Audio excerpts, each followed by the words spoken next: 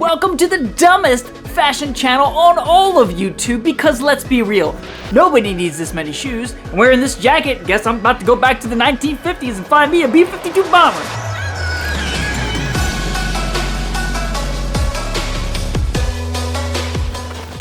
Oh, speaking of the 1950s, everyone's nostalgic for the past. Oh, I remember when kindergarten was so great, and in my parents' boomer age are like, oh, I remember the 1950s when everybody had 2 cars, a garage, a perfect job, and a brand new toaster. But I'm always looking to the future because I'm not nostalgic about the past. I love the things to come. I love new fashion trends. I love new music, and I'm always looking ahead, baby. You know what I'm saying? So I'm gonna give you 4 things that I do to dress like I'm from the future when I'm feeling it.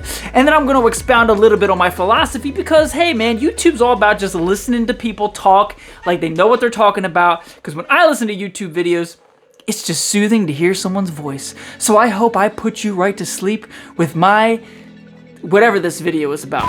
So if you want to dress like you're from the future, the first thing I'd suggest to do is to burn your shoelaces. In one of these 2 examples, you got these old busted, ratchet Nike fly steppers, got the Velcro, or like these Versace runners that I debuted in a video before.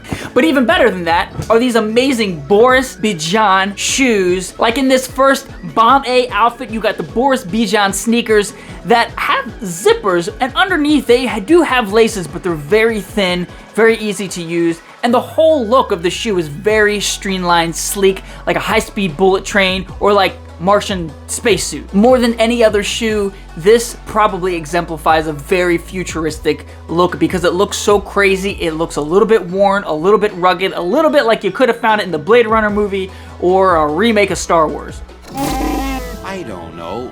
Fly casual. Or like this second outfit, check out these Aldo Velcro sneakers. Everything in the future has Velcro, and while these shoes are trash, man, they feel awful. They're really uncomfortable. They have no support whatsoever, but they look great with like all black, something really sleek, and I just keep these sneakers around just because I like this outfit. And that is pretty funny. I don't know why everybody's wearing Velcro in the future. I don't know if it's because you got like teenagers stealing their dad's like geriatric sneakers, or because you got kids stealing shoes from the bowling alley. I don't know, but everybody seems to like Velcro in the future. But you tell me in the comments if you think Velcro is futuristic or it's like super old school. And the second thing I think you can do is just wear anything with reflective materials. I mean, just like this bomber jacket, I don't really know why I'm wearing it. It's actually fake. But it looks like you could be walking down a runway or wearing a fancy Martian spacesuit that's like silver and reflecting the moonlight as you're like traveling through the galaxies and all that stuff.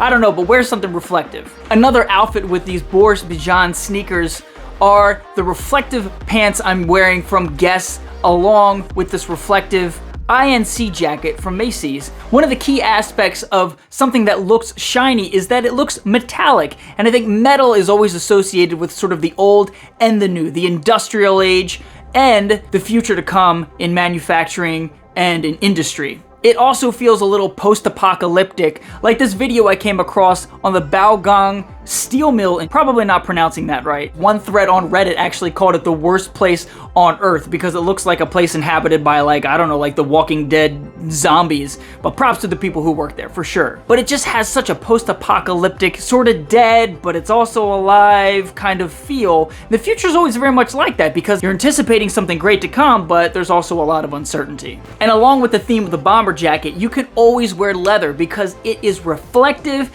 and it's usually like a darker color, so you can be rocking that Mad Max look. You know what I'm saying? You could be just like Mel Gibson because it's like, yeah, post-apocalyptic world, like, oh, oil's really expensive and we don't know where our cars are coming out. So just like in the movie, it's kind of like we're living in the future already because gas is super rare and expensive, so I want to be like Mel Gibson. This stinks. This stinks. This stinks. Number 3, shave your head, just like this. Martians don't have hair, so why should you?